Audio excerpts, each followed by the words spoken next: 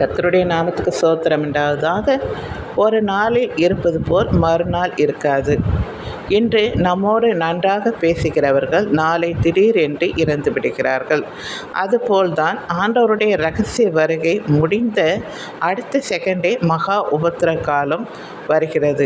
இதுவரை பார்க்காத, கண்டிராத, இதுவரை உபத்திரம் படாத உபத்திரம், அதுவும் மகா உபத்திரம் வரப்போகுது.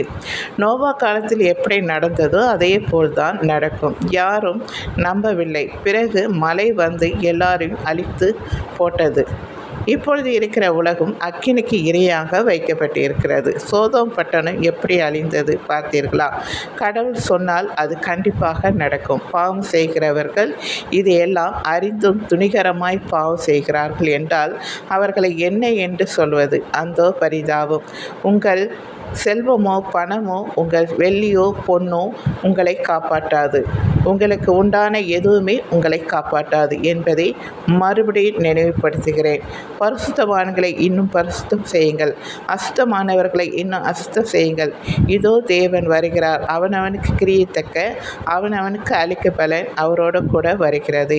யாரும் தப்பித்து கொள்ள முடியாது என்பதை தெரிவித்துக் கொள்கிறேன்.